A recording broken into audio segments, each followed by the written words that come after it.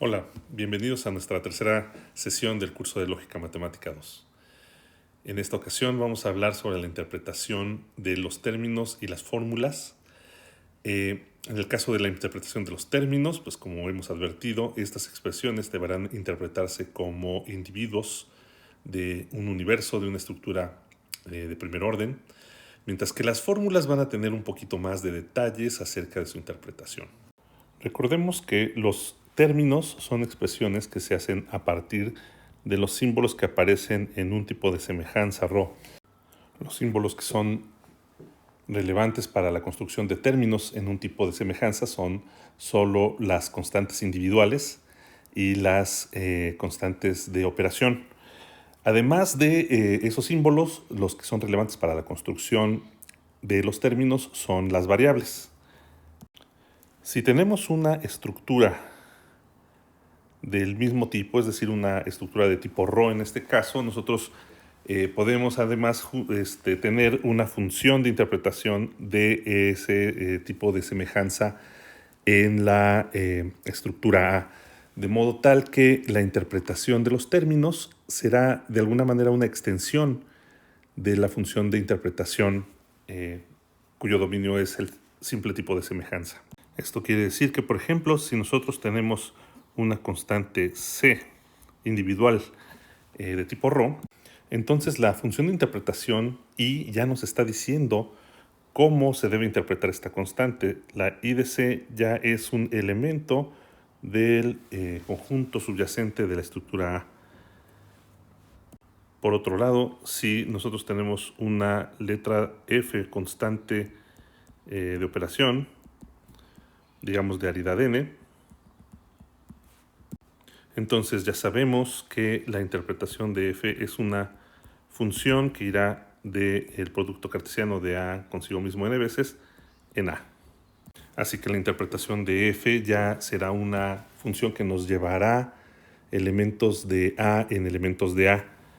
Sin embargo, nos falta todavía, pero nos falta algo para lograr interpretar a las variables, ¿no? Las variables se supone serán símbolos que recorrerán arbitrariamente a todos los elementos del universo de la estructura, pero si nosotros queremos fijar una interpretación para ellas, pues tendremos que simplemente asignarla. Y esta asignación tendrá que ser pues una cualquiera de entre todas las posibles. Y además, dado que variables tenemos una cantidad numerable, ocurrirá entonces que necesitaremos usar algo que nos permite interpretar a todas las variables, y eso será llamado una sucesión. Digamos, para nosotros una sucesión de valores o asignación de valores a las variables será simplemente una función S que irá del conjunto de variables en el universo A, ¿verdad? De nuestra estructura A. ¿Sale? Simplemente esta S nos auxiliará en la interpretación de las fórmulas. Y bueno, de ahí ya viene entonces la definición formal de interpretación de los términos. Entonces, los términos básicos son, digamos, la interpretación según una sucesión dada de un símbolo de constante, pues será simplemente la interpretación o lo que diga la función de interpretación acerca de esa constante. Si nosotros tenemos que interpretar según S a una variable, digamos B, pues lo que habremos de interpretar es precisamente el valor que le asigna esa sucesión a nuestra variable b. Y finalmente, si nosotros tenemos que asignar, si queremos interpretar según esta S a un término consistente en una letra funcional aplicada a términos T1, T2 hasta Tn, donde la letra de operación es una de aridad n, entonces la interpretación del término f de T1, T2 hasta Tn es precisamente lo que resulta de operar a esta función, ¿no? A IF, en lo que resulta de interpretar a los términos T1, T2 hasta Tn. Obviamente bajo la sucesión S. Por ejemplo, si consideramos a Rho como el tipo de semejanza de los anillos, está formado por dos constantes de operación y dos constantes individuales. Estos serían tres ejemplos de términos en este lenguaje. Los dos primeros, pues usando las letras de constante individual. El segundo, utilizando la operación binaria aplicada a dos cosas que ya son términos. La interpretación de estos tres términos es muy clara, ¿no? En el primero, pues por supuesto es el neutro aditivo, este es la interpretación de otro término, el neutro multiplicativo. Y la interpretación de este término, lo que resulta de aplicar la operación de suma al neutro aditivo al neutro multiplicativo junto con el mismo neutro multiplicativo. Sin embargo, en términos como estos, en los que se ven involucradas las variables, pues ya no hay una manera tan evidente de interpretarlas, ¿no? Para estas entonces es que necesitamos auxiliarnos de una sucesión, ¿no? No nos interesaría mucho cuánto valdrían los términos de la sucesión en general, pero por ejemplo, si nuestra sucesión a B0 le diera el valor, no sé, 5 y a B1 le asignara el valor menos 4, pues entonces evidentemente la interpretación de este término sería 5, mientras que la interpretación de este otro término sería el menos 3, ¿cierto? Que sería lo que resulta de operar con la suma a la interpretación de B1 con la interpretación de la constante individual 1. Es muy claro que si cambiamos de sucesión, si consideramos ahora, digamos, una nueva sucesión S' como esta, entonces las interpretaciones de los términos también habrán de cambiar, ¿no? La interpretación de, según S' de la variable B0, entonces en este caso sería 8, lo mismo que la interpretación según la sucesión S' de nuestro B1, ¿no? También sería 8. La moraleja es entonces que la interpretación de términos depende de la asignación de valores que le estemos nosotros dando a las variables. Y justamente también eso influye en el momento de interpretar las fórmulas. Influye en que una fórmula podría ser verdadera cuando se interpretan las variables de un modo, pero podría ser falsa cuando se interpretan de otro modo. Por estas razones es entonces que la interpretación de las fórmulas tendrá diferentes niveles. Un primer nivel es aquel en el cual una fórmula queda supeditada a obtener el valor de verdad dependiendo de quiénes son las variables que aparecen y cómo se interpretan estas variables. Por ejemplo, una fórmula del tipo x menos 3 igual a 5, pues tiene la oportunidad de ser verdadera exactamente dependiendo de quién es el valor que nosotros asignemos a x. Si nosotros le asignamos a x el valor 2, la fórmula no será verdadera. Sin embargo, si nosotros le asignamos al valor x el 8, entonces la fórmula sí será verdadera, ¿cierto? En el contexto natural, ¿no? Los naturales, los enteros, etc. En las notas pueden ustedes encontrar la definición de satisfacción de Tarski. Está que nos dice cuándo se cumple la relación entre ternas formadas por una estructura, una fórmula y una sucesión. La sucesión asigna valores de verdad a las variables que aparecen en esta fórmula phi y pues la relación de satisfacción se da si cuando nosotros interpretamos los términos que aparecen en la fórmula phi según esta sucesión, pues estos están relacionados de la manera que nuestra fórmula phi nos está diciendo. Eso es la esencia de la definición de satisfacción de Tarski, que por supuesto es una definición recursiva. Ustedes la pueden ver en las notas y es exactamente como uno esperaría que fuera. En el siguiente nivel nos encontraríamos la relación de verdad, es decir, la relación de que una fórmula fuera verdadera en una estructura. Es decir, que una estructura A haga verdadera una fórmula phi, la cual se da cuando, cuando la relación de satisfacción se cumple independientemente de quién es la sucesión que se está considerando. Es decir, cuando ya nuestra fórmula, la fórmula se está satisfaciendo bajo todas las sucesiones posibles. Un ejemplo podría ser el siguiente. En los anillos se cumple que x más y es igual a y más x, ¿cierto? X y y, piensen en los variables, e independientemente de quiénes sean estas dos,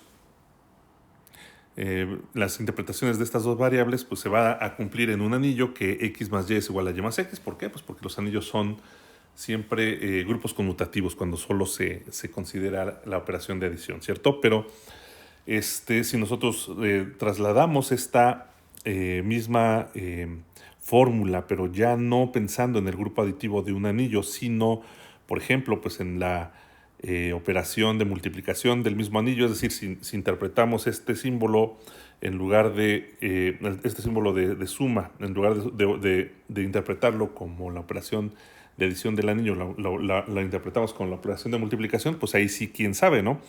Un anillo no necesariamente es conmutativo, es decir, la operación de multiplicación pues no siempre es conmutativa. Por ejemplo, los anillos de matrices pues no se da.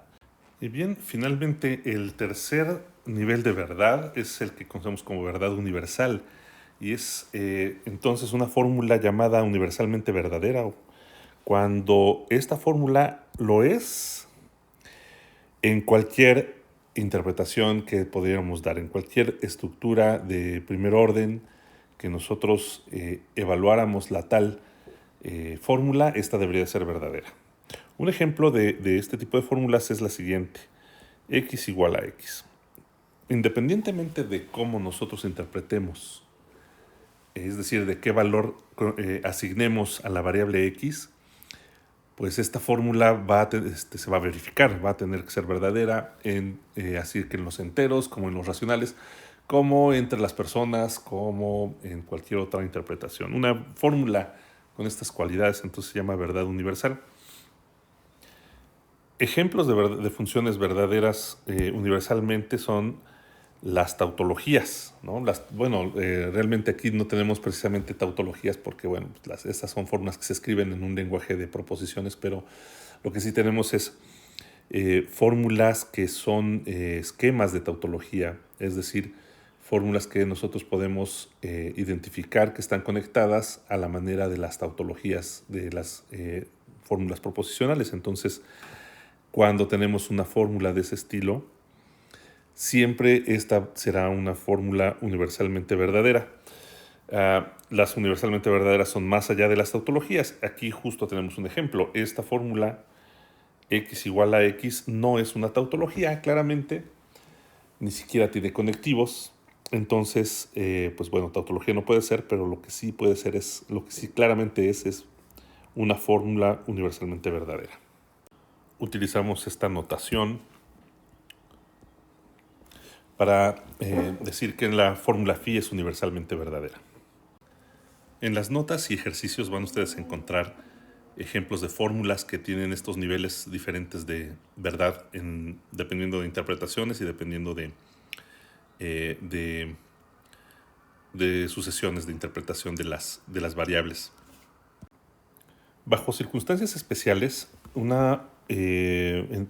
cierto tipo de fórmulas pudiera tener una de estas propiedades, solo si tiene la otra. Por ejemplo, si nosotros tenemos una fórmula phi que no tiene variables, ¿sale? Entonces, esta phi sería satisfecha bajo una sucesión solo si fuera verdadera en la asignación. Si una fórmula más que eso no tiene variables que sean libres, lo mismo. ¿Qué significa libertad de variables? Bueno, en las notas van ustedes a ver la definición formal, pero esencialmente no tener variables libres significa que cualquier variable que aparezca en una fórmula, en esta fórmula, debería de estar dentro del alcance de un cuantificador. Por ejemplo, una fórmula de este estilo, ¿no? Para todo x, P de x, es una fórmula en la que el valor de verdad no depende de la asignación de x, porque el cuantificador para todo x ha enmudecido a la variable. Es decir, valdrá o será verdadera esta fórmula si y solo si lo es en una, o lo es en todas, o lo es en alguna en particular de las asignaciones que le pudiéramos dar de valor de verdad a esta variable x. En las notas encontrarán entonces un teorema que dice que si nosotros tenemos una fórmula, en realidad la satisfacción de esta bajo una sucesión solo depende de quiénes son las variables que aparecen libres en la fórmula, es decir, de la relevancia que podría tener esta sucesión S sobre la satisfacibilidad de una fórmula phi depende solamente de los valores que toma esta sucesión en variables que aparecen libres en phi. Dicho de otra manera, o como está precisamente formulada este teorema en las notas, es que A hará verdadera a esta fórmula phi bajo S, si y solo si también hará la fórmula phi será satisfecha en A bajo otra sucesión, digamos S', si S de x y S' de x son iguales para toda variable x que aparece libre en alfa.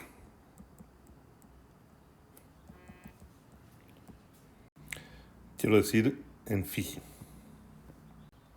Y bien, pues muchas gracias por su atención.